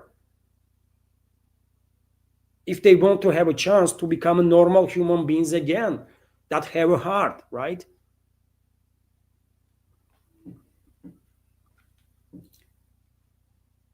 Let's continue with some other news. And well, another hotspot in this world is Venezuela nowadays, isn't it? War did not yet begun there, but well, U.S. is increasing its military presence, of course, of Venezuela. A few days ago, U.S. Already killed a dozen of people on a speedboat, and claimed, U.S. officials, by the way, right, U.S. militaries and U.S. administration, they killed 11 or 13 people, isn't it, on a speedboat, and they claim is that these people were drug traffickers or something, which is a claim that very many people are disputing, by the way. First of all, whenever drug cartels are using speedboats to transfer drugs, usually, I mean, from all the videos that I have seen about it, right, that were intercepted, it's usually one or two person on board, not a delegation, by the way, right? And so it is hardly believable that entire gathering of whichever cartel get together on this freaking boat to take drugs somewhere, right? It's just not nonsensical. If this speedboat was related to some criminal organization, maybe they were trafficking people. That might sound like, plausible, right? Because these criminal groups are engaged in human trafficking too, right? And U.S. killed them all. U.S. killed them all without due process, without any legal authorities to take any actions. They just killed them like it's nothing, man, which is insane, right? And demonstrates state of U.S. currently. I mean, I don't know, man. U.S. is in a dark place, man. U.S. is in a dark place. They are killing people left and right, and don't even care, don't even bother to at least create some legal basis for their aggression. They no longer care about it, man. They're just killing people like Israel does, right? And well, they're gonna, of course, escalate within Venezuela, and seems like war is inevitable there. And Venezuela is preparing, and reports are that in a bold show of force, by the way, 2 armed Venezuelan F-16s allegedly flew over the USS Jason Dunham earlier today. And this is CBS's report, by the way. This is CBS News that is reporting the Dunham is a part of the larger U.S. naval flotilla deployed under the pretext of counter-narcotics operation targeting what Washington calls criminal organizations and the narco-terrorism in the region. And so it is a really bold move, isn't it, on part of Venezuela? Quite a bold move, and well, also a demonstration that if needed, they can take some action, by the way. And I'm quite sure Venezuelan Air Force has anti-ship missiles, right? And if their pilots are good enough, man, I'm quite sure they will use terrain. They will fly low. They'll be able to reach the position when they can launch their missiles against their U.S. Navy vessels, and they can damage U.S. flotilla big time, actually, right? And Venezuela must have also land-based anti-ship missiles too, right? So if as I said many times before, if people of Venezuela will fight for independence of their country, despite their attitude towards their Maduro's government, by the way. They might like him, they might don't like him, but if they are against Venezuela being recolonized by US, then they will fight, I guess. And in that case, US would not be able to recolonize this Bolivarian Republic. I think so. It's not going to be easy work anyway for the U.S. Militaries. That's for sure. But this particular information, yes, I mean, bold move, man. They have to hide planes good, because when U.S. launches its first strike, they will try to eliminate all the air force of their Venezuela, all their missile forces, right? Not just their. They will try to decapitate, of course, political system, and the military system in the Venezuela. But same time, they will go after air force and the missile forces first of all. So I'm not sure about F-16s, sir. If piloted by well-capable pilots, well-trained pilots, sir, they can definitely take off from ordinary streets, ordinary roads, by the way, right? But Russian planes definitely can. Russian planes are much more agile, right? And much more forgiving to harsh conditions. And Venezuela has Russian planes too, Su-30s, by the way, right? Yes, if they will hide those planes well enough, so that US would not be able to take them out during the first strike, then there is a high chance that US will suffer heavy losses if and when they will engage their Venezuela militarily. And on the topic of Venezuela, by the way, I just spoke about this dozen of people that were killed by US off coast of Venezuela, and Marco Rubio, head of State Department, was asked about it, if they had any legal authorization to kill the people, right? And especially because there is no confirmations, there is no evidences that these people did anything wrong whatsoever. It's just a video, by the way, of speedboat and then strike, and everybody is killed there. And also, while US is attacking Venezuela, that Venezuela is somehow #1 country in drug trafficking, which is a false, by the way. CIA is overseeing drug trafficking for decades and decades and decades, right? If Washington was honest about fighting cartels and the drug trafficking, then they should go to Langley. It's not far away from White House. They can go there, and they will find people that are actually leading the operations in the drug trafficking, right? It's a CIA #1 player in that field, not just drug trafficking, but weapons trafficking, or human trafficking, and all the rest. But we all understand Washington is just using this topic of drug trafficking as an excuse to attack Venezuela, to conduct regime change there. And Marco Rubio was asked about it, and he not just demonstrated that he did not care about legitimacy of the actions of the US, but he also does not hesitate, basically, to tell the UN to F off. That's where US is right now, US leadership, man. So let me show you a short video of this exchange between Marco Rubio and a journalist, reporter from somewhere. So this is the short clip of that exchange, dear friends. Let's listen to it. Great. Venezuela is not the most problematic country, but it is a major U.S. adversary. Should we expect smugglers coming from friendly U.S. allied nations like Mexico and Ecuador to also face unilateral execution from U.S. forces? And if you see, journalist is also kind of critical. I mean, what the hell? You just kill people for. Where is the evidence is that they did anything wrong? Or you're gonna do same with their drug traffickers that you designate as a such, that if they are coming from Mexico or other countries, or it's just Venezuela? I mean, a journalist is heading in some certain direction, isn't it? And let's see what Rubio has. So, will the administration seek authorization for the use of military force? No, you're wrong in your question. Number one, Venezuela is a major source, and the reason why is the following. And I've seen a And Rubio is lying, by the way. Venezuela was never a major source of drugs, cocaine, or any other drugs.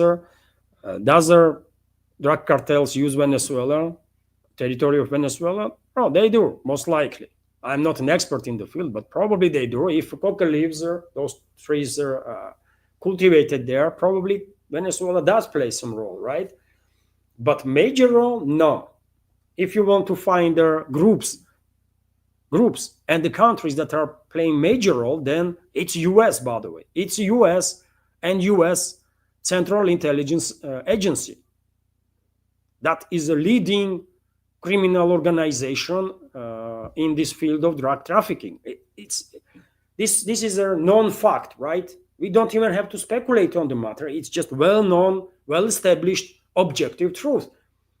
And we don't have to go any further than, by the way, last decade or two, for example. We can go beyond that, but take a look at the history of occupation of Afghanistan by US troops and their coalition, Western coalition.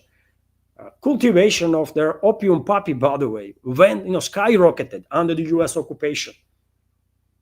And Afghanistan was, from Afghanistan, thousands of kilograms, tons and tons, dozens of tons, by the way, of opium or the heroin was taken, right? By whom? By which way? Of course, by US CIA, and they use logistical means of US military, Pentagon, right? And also US Central Intelligence Agency, by the way, was using logistical means of countries that were in that US coalition, including Georgia, by the way, including Georgia.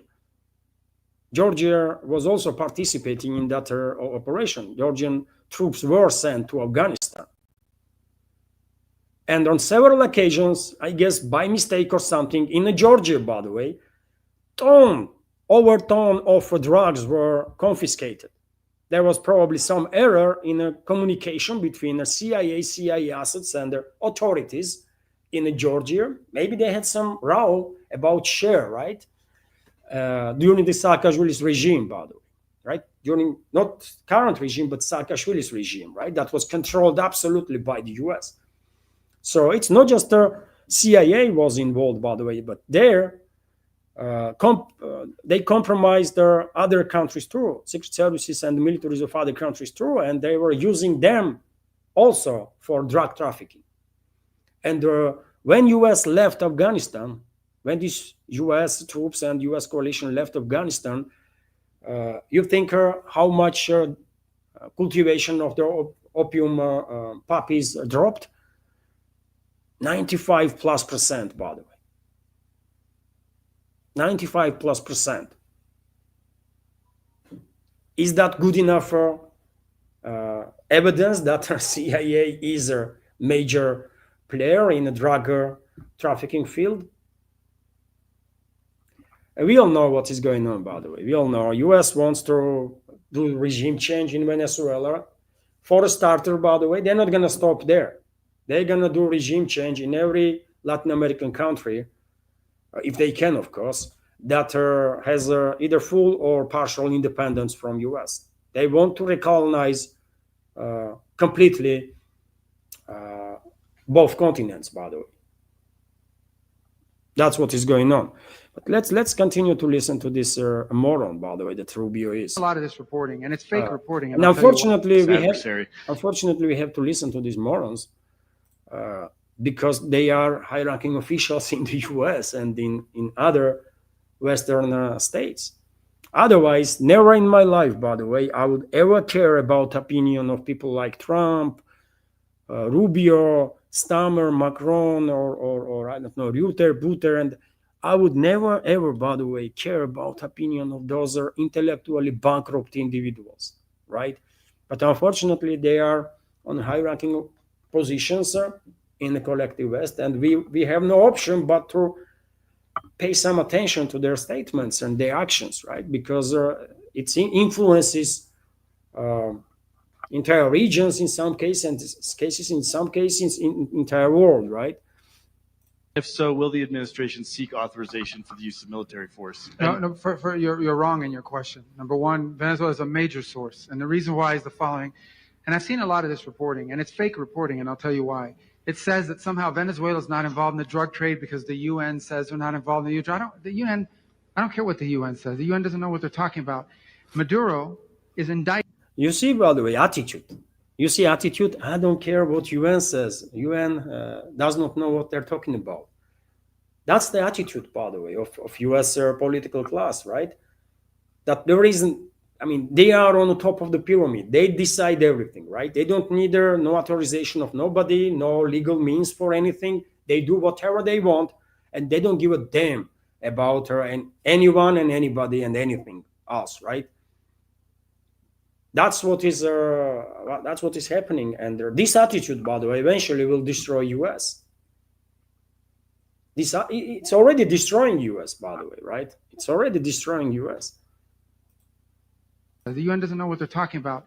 Maduro is indicted by a grand jury in the Southern District of New York. That means the Southern District of New York presented the evidence to a grand jury, and a grand jury indicted him. And then a superseding indictment came out that was unsealed about a year and a half ago that specifically detailed Maduro's actions. So number one, let there be no doubt, Nicolas Maduro is an indicted drug trafficker in the United States, and he's a fugitive of American justice. Number two, for cooperative governments, there's no need, because those governments are going to help us identify him. They're going to help us identify him. Now, they're going to help us find these people and blow them up, if that's what it takes. They're going to help us with it. I don't know if you saw yesterday, Trinidad, a country that has suffered greatly from all these drugs coming out of Venezuela, they were congratulating us for it. They thought it was a great thing because they've suffered from it. So we're going to continue to hunt for, like we always have, but this time we're not just going to hunt for drug dealers with the little fast boats and say, oh, let's try to arrest them. No, the president has said he wants to wage war on these groups because they've been waging war on us for 30 years and no one has responded. But there's no need to do that in many cases with the friendly governments, because the friendly governments are going to help us. They may do it themselves. Hey, blin. That's it, man. You see the attitude? Who the hell is UN, by the way? We will blow up everybody everywhere we want her. That's it. That's what US is right now, by the way. You know, and not surprisingly for none of us, but before, by the way, decades ago, they were at least trying, isn't it, to hide their true intentions, and they were coming up with some legislative means, and they were trying to legalize whatever actions they were taking. Now they just don't care, man. They just killed 13 people. And the only explanation they come up with that, well, they were drug traffickers, man, and we killed them. Where is the evidence? Maybe they were, by the way. You know, maybe for whatever reason, entire leadership of whichever drug cartel decided that they're gonna go for a ride now, right? And they died. Maybe that was the case, or maybe this was just human trafficking operation of some drug cartels, or maybe something else. Will even. Where is the evidence of anything from the US? There is none, right? They just say it and that's it, man. It would not fly, by the way, in this world. And if anything is left from US reputation, they're gonna ruin it to the last bit. I'm telling you, this is insane, man.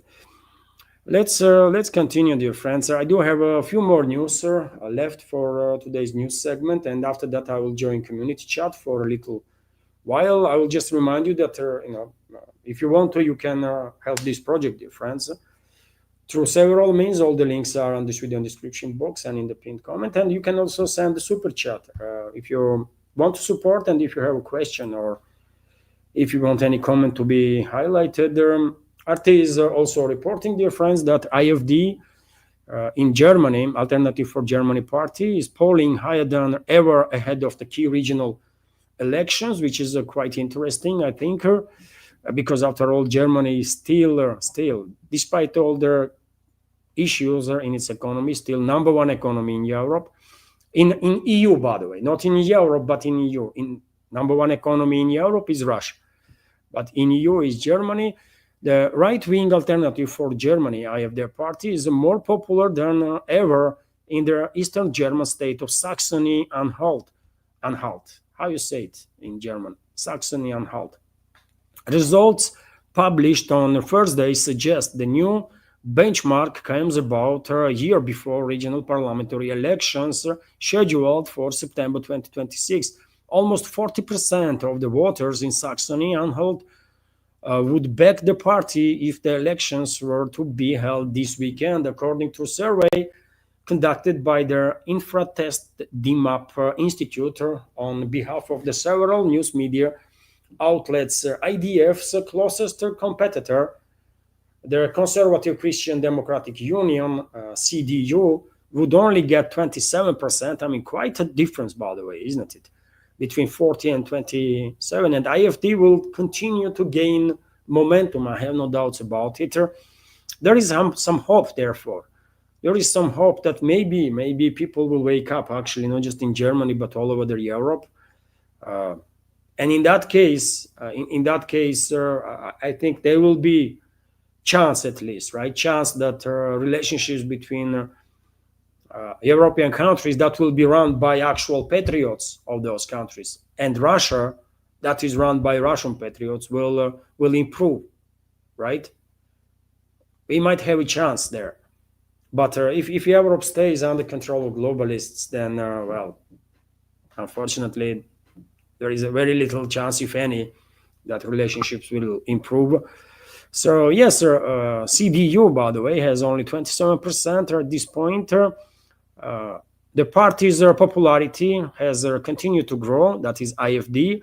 Its regional branch in Saxony-Anhalt being declared a far-right extremist group by the German Domestic Security Service in 2023.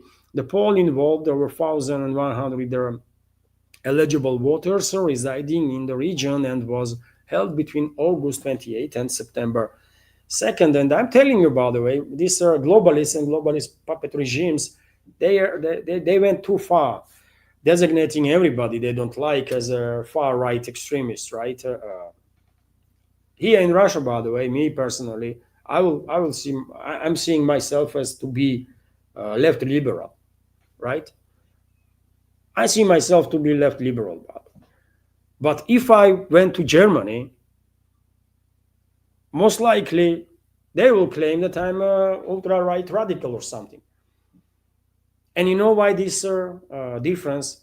Because here in Russia, by the way, left liberals are still normal people, right?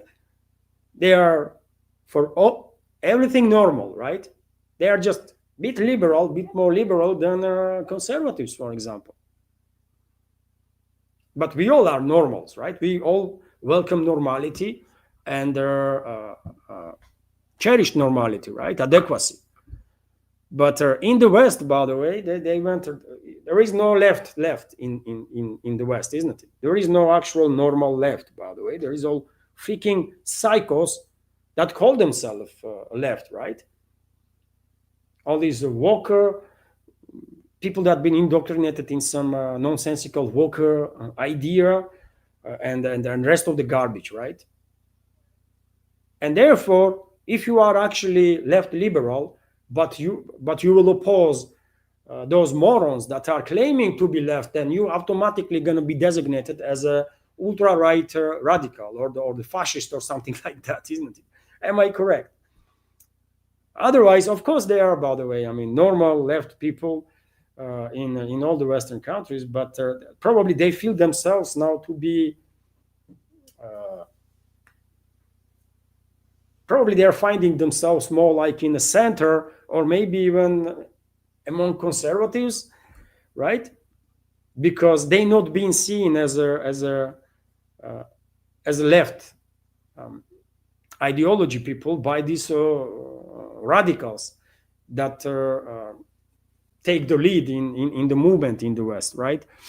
In the left movement. And they are no left, by the way. They are freaking, if anybody is extremist, by the way, it's all those woke crazies that are destroying human societies, destroying societies all over the Western countries.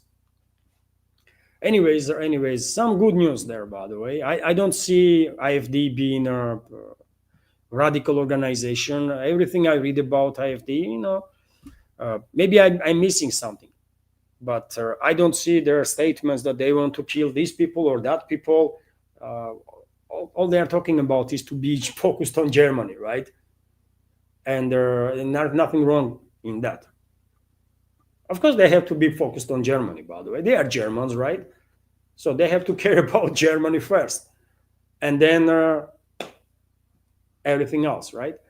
As here in Russia, we should care about Russia first, and then whatever. It's just that's how it's supposed to be. Anyways, few more news, dear friends. RT is reporting that Putin, President of Russian Federation, Vladimir Putin, announces plans for a new floating nuclear power plant. So Russian President Vladimir Putin has announced the plans for another floating nuclear power plant in the Far East region of Chukotka to supply energy to their Baimsky mining and processing plant, one of the largest in the world. Putin made an announcement on their first day in Vladivostok during a meeting on the development of fuel and energy complexes in the Russian Far East. The president noted that that Russia is already implementing low-capacity nuclear power plants in Yakutsk and Chukotka, and outlined future projects, including new plants in Primorsk and Khabarovsk, alongside their newly announced floating stations. So yes, Russia, there is a demand for energy, by the way, is increasing all over the Russia because their economy is growing, right? And in the Far East, by the way, due to rapid development of the economy there, of course, demand on electricity is becoming really high, and only way out is nuclear power plants, floating power plants, ground power plants, and thanks God, Russia is a leading country when it comes to building the nuclear power plants, right? So in the next 5 to 10 years, I guess there will be additional few floating nuclear power plants that will serve Far East of Russia, that will provide Far East of Russia with electricity, and also a couple of ground-based nuclear power plants. So therefore, regions' demands, ever-increasing demands on energy gonna be solved, and also Russian president simultaneously, although nuclear energy is, of course, civilian nuclear energy is one of the priorities here in Russia, but also Russian president called their energy companies to invest also in hydro energy, right? Because there is a huge potential in hydro energy generation too. There are plenty of rivers, by the way, right, in the Far East that can actually help generating enormous volume of electricity. Also, dear friends, reports are coming in that Xi Jinping, Chinese leader, will also participate in a BRICS summit on September 8th, in a couple of days from now. And I guess all the leaders, by the way, all the leaders of BRICS summit will participate in this emergency summit of the BRICS. It's called the Extraordinary Summit Video Conference of the BRICS leaders. This summit was initiated by Brazil, and the main topic of discussion of the BRICS leaders is going to be U.S. assault on the BRICS members, on Brazil, on China, on India, of course, on Russia, and how BRICS is going to respond to this assault from the U.S., from the West, and how BRICS member states going to defend each other, right? How they're going to deal with the situation. Such summit is definitely needed because BRICS is being seen as a leading organization, and BRICS member states have been seen as a leading countries on their direction towards the multipolar world. And therefore, of course, a reaction of the BRICS, not just separate states, but the organization itself is needed.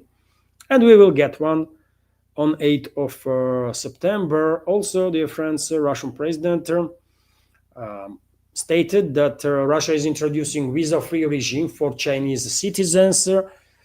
China did the same, by the way, for Russians. In last couple of days, basically both countries made decision that probably was talked about previously, earlier, by two sides.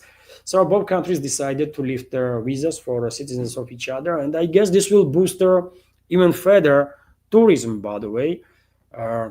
Chinese people will come to Russia and enjoy their holidays, and the Russian people, especially Russians that are living closer to Chinese border, by the way, they will definitely enjoy to go to China and travel. And I mean, it's gonna be expensive. I don't even know how much it will cost if a family of four will travel to China. It's gonna be very expensive. So therefore, even though me and my wife we did talked about just recently to travel to China, it's I don't know. For us, it's gonna be very expensive. So we're not gonna be able to afford that. But we are not middle class, by the way, right? And Russian middle class is growing. Unfortunately, we are not there, but middle class can afford such stuff, right? So therefore, I expect potentially millions of Russians to visit China. Not just Chinese gonna come, even more, but potentially millions of Russians gonna go in China. And I have seen videos, by the way, from China with beautiful cities, by the way, with beautiful, great infrastructure, right? Nothing to be said about great, wonderful nature. And so, yes, I mean, if you have opportunity to travel to China and see all the wonders, it's a great, of course. And to get to know people, by the way, and local culture and stuff. It's always cool. It's always good, right? Maybe one day we will also be able to travel around there. But first, let us reach the position when we be able to travel around Russia at least. Then outside of Russia. Okay, dear friends. So yes, Russian citizens will have no need in a visa to travel to China, and Chinese citizens can come to Russia without a visa. And I will end new segment, dear friends, on this also interesting and important news that 100% Russian-made jet take off for an maiden flight, fully substituted JS-100. That took its flight is a medium range passenger plane that can that have 100 seats, by the way. For passengers, I have a video of this flight, by the way, and this is not just JS-100, by the way, but also Russia is preparing for mass production, not just Superjet 100, basically, but also MS-21, which is undergoing now state testings.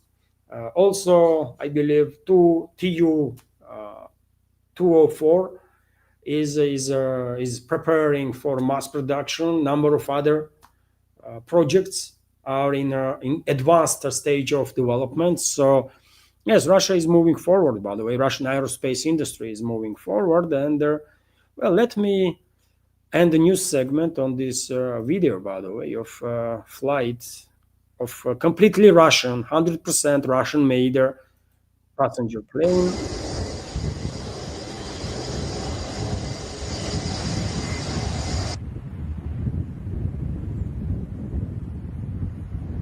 So, yeah. Plane as a plane. Western companies lost billions of dollars, by the way, by cutting their ties with Russian businesses, Russian economy, including in aerospace field, isn't it? And the Russian side, what Russian engineers and scientists and Russian businessmen did once Western companies left, well, they invested more in Russia, inside the Russia, by the way, and well, it only took a couple of years, and you can see, by the way, completely Russian built on Russian technology, Russian details, everything Russian passenger plane. And this is a big deal, by the way, because in this world, there is only three countries, actually. Only several countries. I'm not going to count them now, but only several countries that actually can build their domestically, 100% domestically, a plane, passenger plane or military plane for that matter, right? And there is no such a country in Europe that can build, let's say, passenger plane. European consortium Airbus can build, but this is a consortium, right? For a number of European countries. No single European country can build a passenger plane, wide fuselage or short range or medium range plane, let's say, right? Russia can, China can, US can. Although US Boeing, by the way, can find it difficult to completely get rid of all the systems and the parts that they are importing, right, from other countries.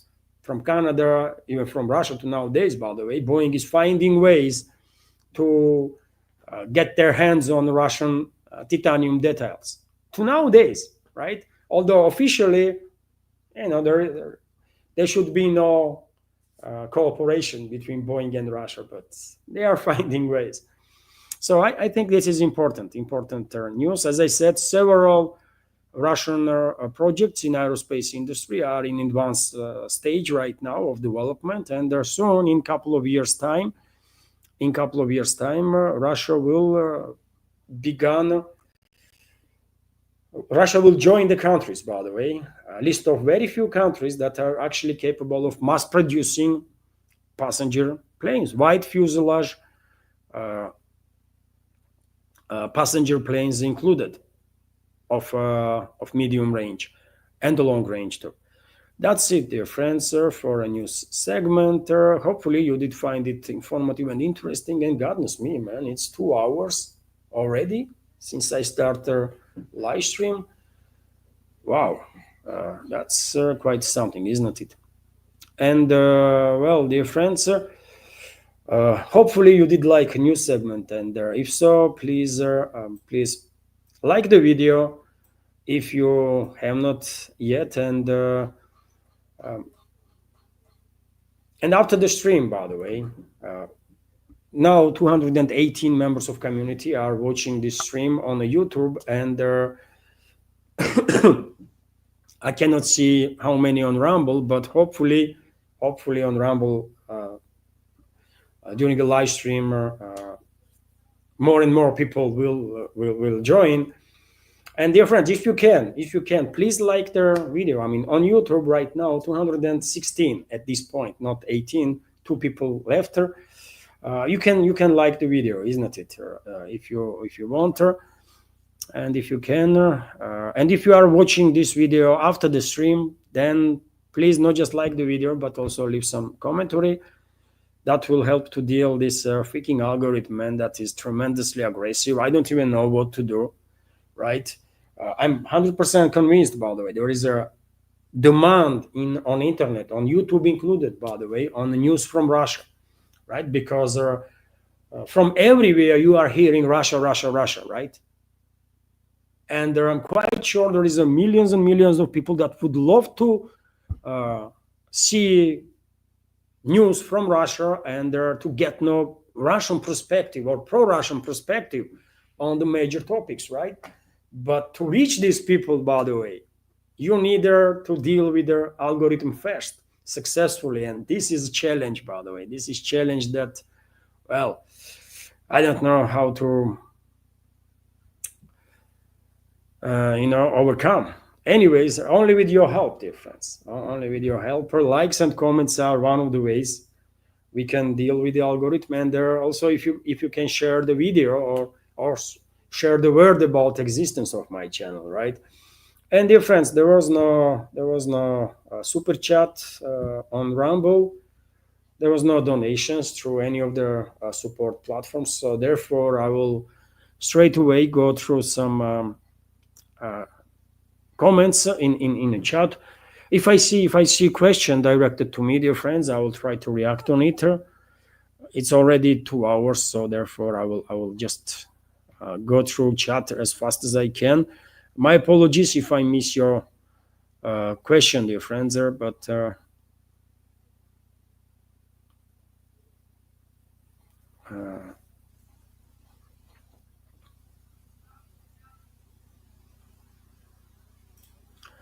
I see Smoky Sally is commenting. Mark Rutte was in charge of his country for several months. Their farmers protested in their streets, dumping huge piles of maneuver in the streets and blocking roads with their tractors. I know that Smoky Sally.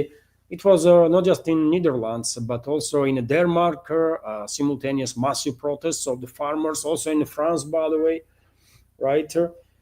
And the farmers still are not happy with the Brussels and with their local governments. They still are not happy, and they might begin the protests at any time.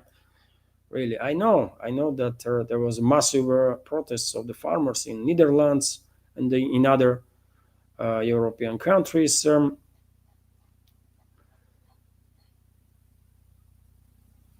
Oh, Smoky Sally is also commenting. Great sound today, Levana. Oh, thank you very much. After yesterday's technical issues, and unfortunately, time to time, there are some technical issues. I guess I'm overwhelming either operative memory of the notebook or StreamYard itself while uploading all the videos that I want to show you. And today what I did is I was uploading video to the StreamYard right before I will share it to you. That's why I was taking the time. So therefore, StreamYard probably did not get overwhelmed. If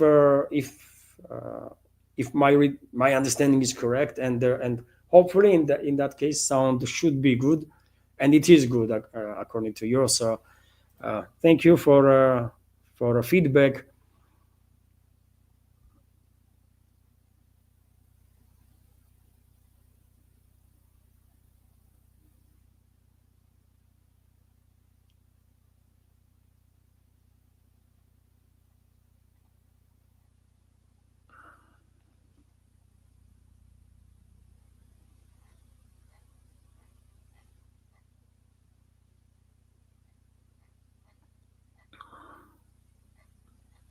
Also, dear friends, I see a comment from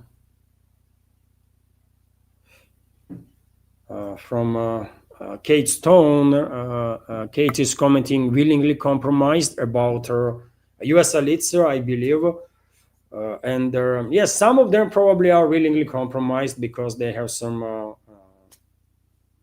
strange ideology, right?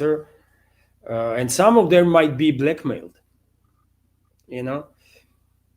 One day, who knows? One day, if America First forces will actually reclaim their own country, maybe we will find out who was in charge there and for how long and how many crimes against U.S. citizens and the rest of the humanity was committed by these forces, right?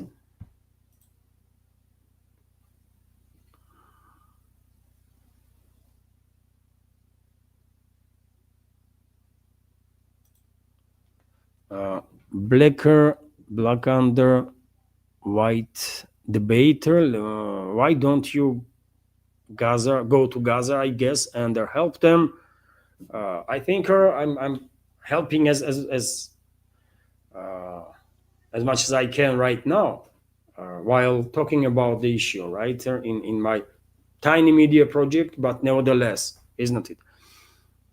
And I think this is also something we have to talk about it. But to go to Gaza, okay, if Russia will, if world community will get together, right, and will create a military force to demilitarize Israel, and if there will be mobilization and I will be mobilized, I'll go. I'll not run away from that. But this is, I mean, I don't think this is a productive way, by the way, to make the point. Why don't you go there?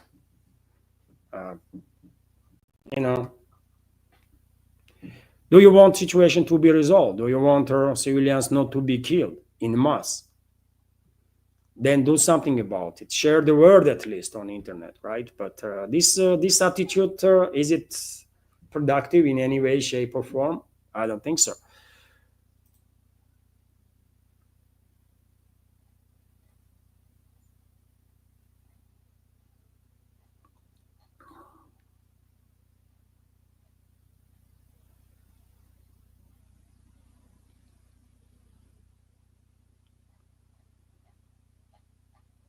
And dear friends, Nidish Kumar is commenting, Levan, military cargo plane is also getting built. Russia asked India to invest in 90-ton carrier. I mean, yes, of course, Russia is also working on cargo planes, new type of cargo planes. Of course, Il-76 is well-known cargo plane in this world and in high demand. And just a couple of days ago, Russian military received yet another new cargo plane of that type. But definitely some other projects are also in works, and India, of course, can be part of these projects, isn't it? It will benefit both sides, 100%. So yes, it's not just the passenger planes, but also cargo planes, and also Russia is advancing in terms of creating new generation engines for the planes, and there is a big success in that direction also. And once Russia will begin mass production of these new generation engines that are in the final stages of state tests, well, at that point, they will be wide opening for big cargo planes to be built, right? Cargo planes that will be able to carry bigger payload than Il-76, for example. And Russia is working, and those new engines will be helpful for other planes too, for any wide fuselage plane, basically, right? So there are reports that Russia has significant progress in that direction also, and this is a very difficult field, isn't it? There's only a few countries in this world, including Russia, that even are capable to build these engines, right? They are very complex stuff there. And Chinese are trying to copy, by the way, Russian engines, and they are failing. Despite all the advances in the technology that China has, they are struggling to build engines as effective engines as Russia can, for example. And now we are working on a next generation engine, and I guess in a year or two, mass production of that new generation engines begun for civilian aviation too. So yes, there is a working in that direction too. And dear friends, I guess this is it for today. Thank you all for your attention. Live stream was long, by the way. I mean, news segment of it, news part of it, but hopefully you did like the video.